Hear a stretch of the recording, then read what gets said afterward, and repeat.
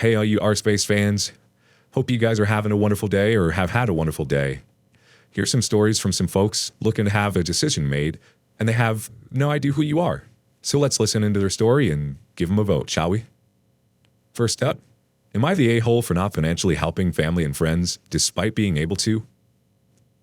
My son Nick was born with a congenital heart defect 17 years ago. It required a $60,000 surgery in Israel if he was to survive past 12 months. I spent the first 3 months of his life running around, begging people and searching for money. My parents gave us $100. They had well-paying jobs and guaranteed state pensions. When I asked my brother for help, he mumbled something about needing to save for his daughter's college. She never went, by the way. Anyone who met her could have told him that much. They did take regular vacations overseas, though. My department of 40 at work donated $30 in a card. At one point, I was seriously searching for ways to sell my kidney and liver. My in-laws sold their apartment for $35K. My best friend gave me another $7K, which was all he had. Accepting his help was one of the few times I cried in my adult life. I sold my car and every piece of furniture and electronics that wasn't bolted to the walls.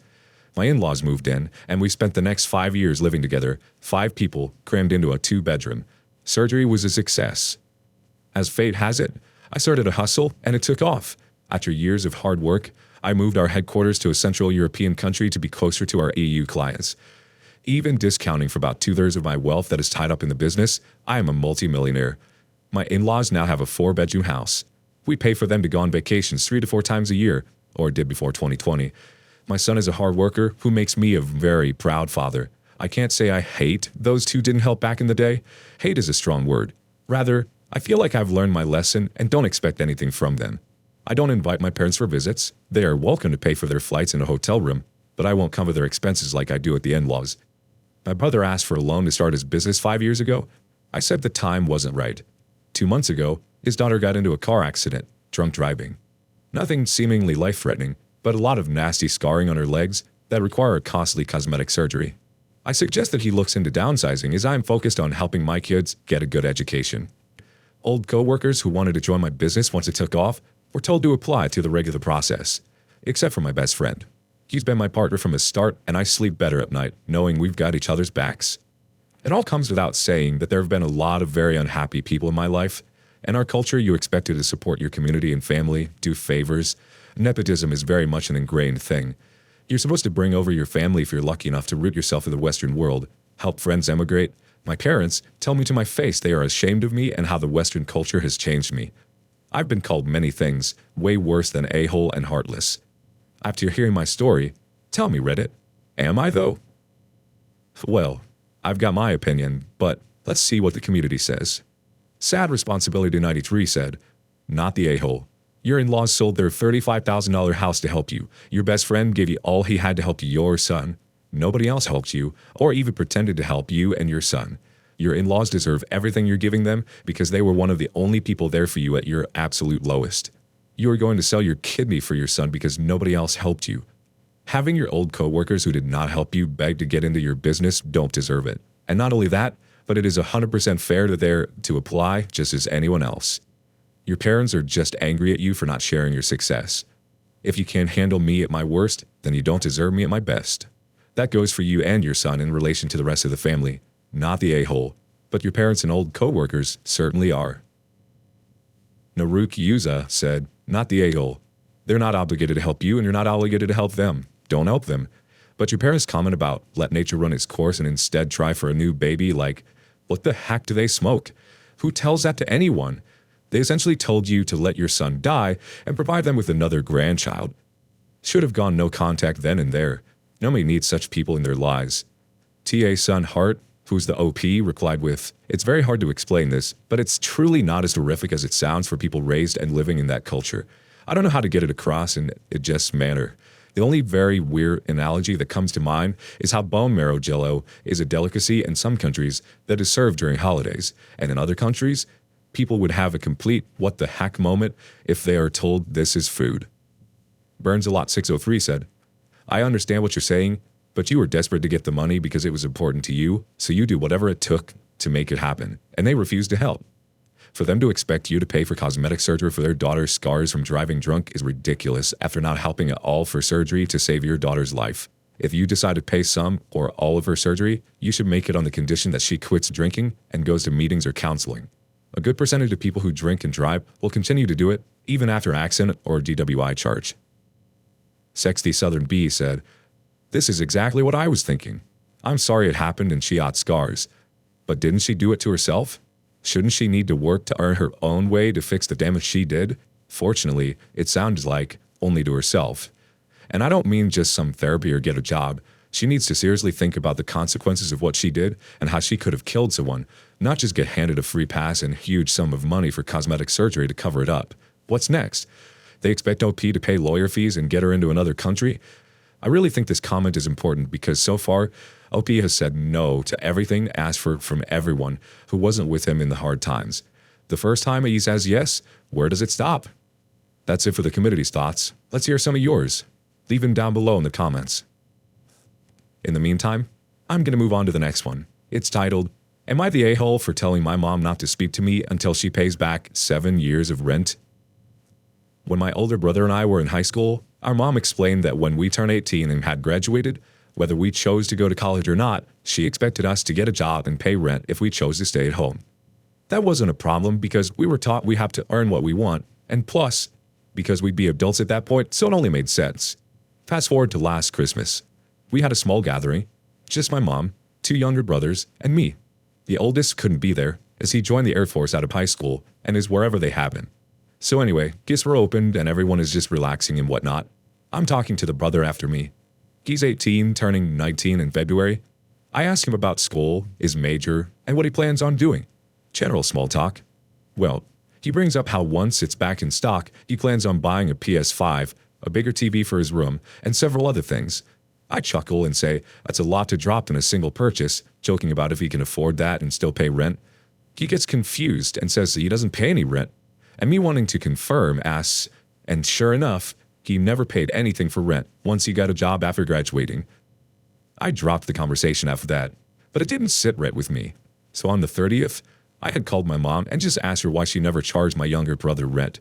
The reasons and excuses I got from her were everything from, "You were more responsible at his age, so it made sense for you to pay," to, "He needs a head start in life." All of which, honestly, just made me even more upset because I always felt she was softer on the younger two growing up. But it was mostly small things, so I never paid much attention to it. In the end, I basically just yelled at her, saying she was always favoring them and being easier on them than she was when I was their age. I said until she pays back the 7 years of rent I paid to her, then I don't want to speak to her.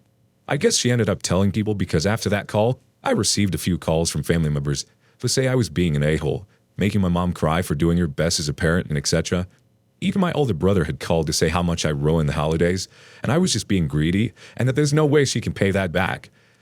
I don't think I was wrong, but maybe I was a bit harsh. I had no problem paying the rent itself. I have a problem being the only one who was charged, and it looks like I will be the only one who was charged. Just seems completely unfair. I was paying for rent, a car, food, and putting what I could in savings. I was tough, but not cruel or anything. I learned to choose between wants and needs, which I think is great. So am I the a-hole? Because I know Reddit will ask these questions. I'm 27 male, I moved out after 25, and I paid $365 a month, every month, for the time I was living at home. Edit. So quick edit because I see a lot of the same questions popping up, so I'll answer those. What do I want out of all this? Honestly, I don't know. I don't really care about the money, just the fact that this is a long time of her playing favorites over the years. The chances of my brother ever being made to pay rent at this point are 0 based on past experiences. So the demand to be paid back was just the first thing I could think of knowing that fact. And it didn't help because the whole, "you're more responsible" statement has been used excessively with me, not just with my mom, but other family members as well. What compromise would satisfy me? Ideally, an apology for all the obvious favoritism and having my brother pay something, but again, that will likely never happen. Has your mom's financial situation changed in that time? I couldn't say. Even after I started paying rent, there wasn't really any talk about finances. I saw at least one comment asking about my biological relationship with my brothers. The oldest and I share I think, dad, and the 2 younger share a dad. So we're half-brothers. Our dad passed away sometime when I was young, and theirs is still in the picture. He paid child support for both, so pays for the youngest, which is why I always let a lot of things slide, because I always thought, well, they have their dad, so that's why things are like that. So now that we've got some of the backstory, let's see what the Reddit community thinks. Floppy-eared dog says, not the a-hole. It's not about the money. It's about the favoritism and disparate treatment between siblings. You want to be treated fairly. Instead of apologizing unreservedly, your mom turned on the waterworks to turn everyone against you. She's rubbing salt in your wound, and not the a-hole. Maleficent ad 3958 agrees, not the a-hole. That's what pushes me to not the a-hole. Instead of being sorry, she did the flying monkeys thing in order to say, I victim, attack, attack. Laurel Lynn replied, the mother has the emotional maturity of a child. I can never understand this. Every sane person in her place would admit that what they did was unfair and apologize at least. But no, she lashes out on OP instead, even though she was caught in her favoritism. She still keeps claiming that the sky is orange even though it's blue for everyone to see. And not only that, she feeds the rest of the family BS, because there's no way she would tell the true story, so that they would harass the OP. Freedom of Now said, OP is treated as a partner actually. Huge not the a-hole. One last comment from Linky Temperature 412. I had to pay for my own college fees, community college, and books, half of the car my parents helped me to get, gas, insurance, and any fun money I wanted to use. I was fine with that until my brother didn't have to do the same. He has circumstances beyond his control, but still. But at this point, my parents paid me back for what I'd paid, so it ended up being fair. I'd be livid if they had made excuses instead of trying to rectify the situation. All pretty good points. You have any you'd like to make down below? Let us know. I'm gonna move on. Am I the a-hole for telling my daughter it goes both ways and refusing to help her? My wife was diagnosed with cancer a couple years ago, and we traveled out of state to get her the best care. It put us in a tough situation financially, and we didn't know what to do with my younger son, 13 male at the time. We didn't want to pull him out of school and asked my older daughter, 22 female at the time, if he could stay at her apartment while we were out of town. She lived with her boyfriend in a one-bedroom apartment, but my younger one said he was fine with sleeping on the couch.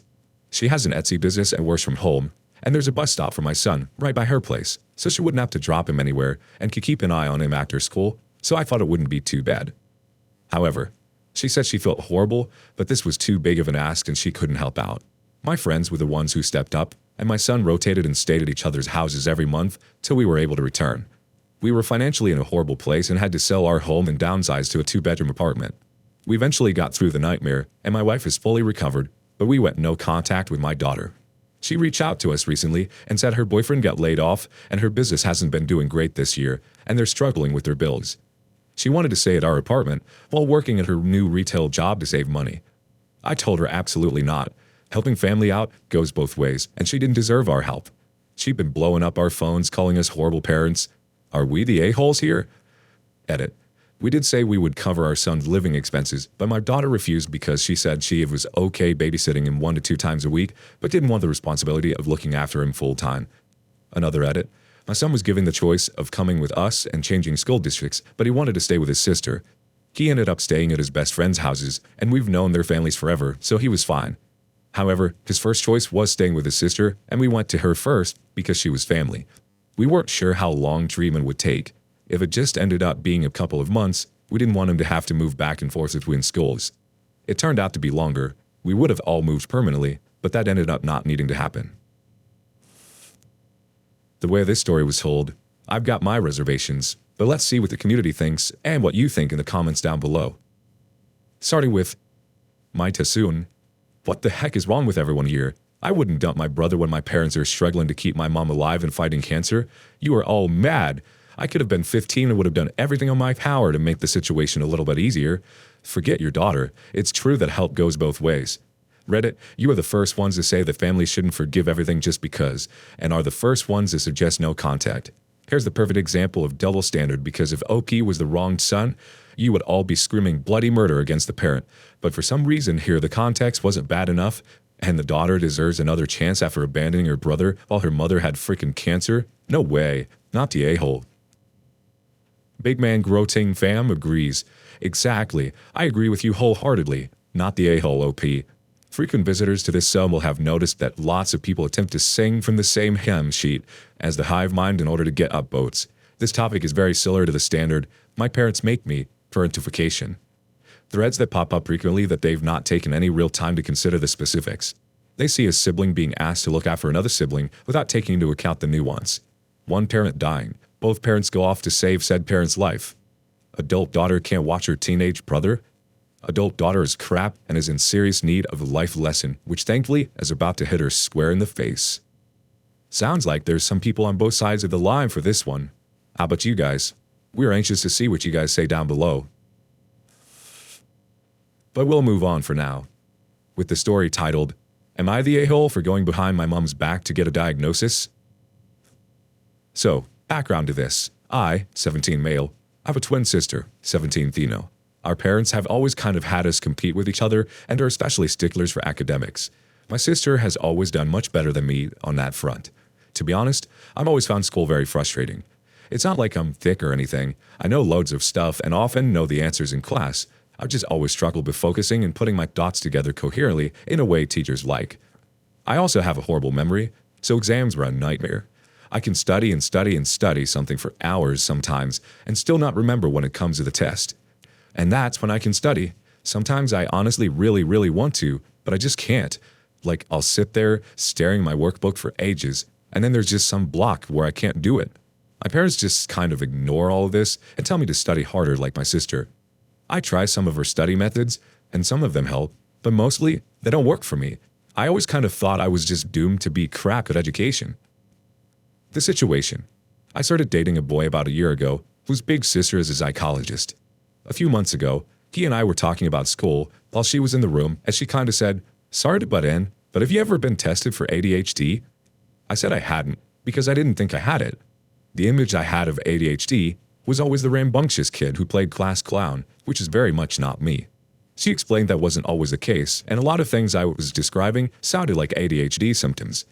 I relayed this to my parents, and they both, especially my mom, got upset and said that I'm just looking for a way to not take accountability and that ADHD didn't exist in their day.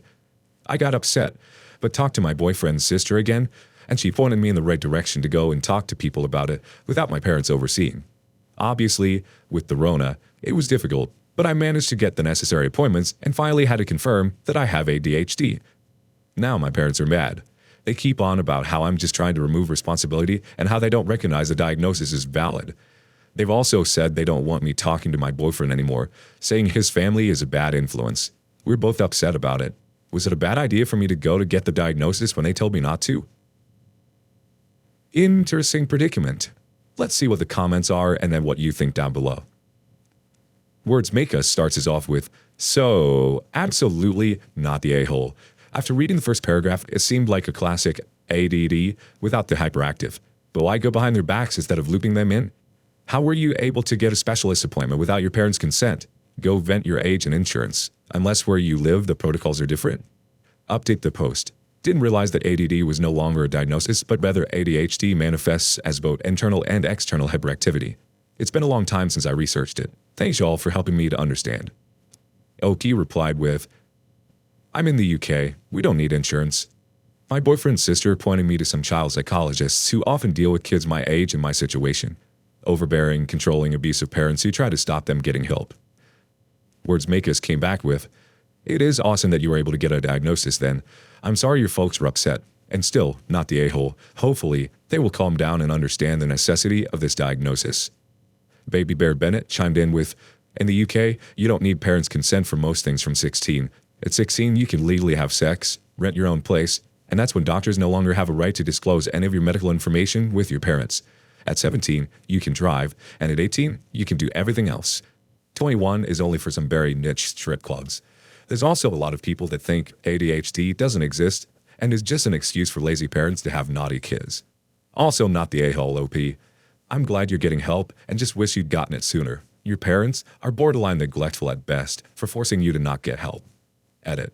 A lot of people have mentioned that doctors don't disclose most information to parents much earlier. It's true that they won't disclose anything unless they think the parents absolutely need to know about it after 12. 16 is just when they can no longer disclose anything at all to parents. I could have been clearer though.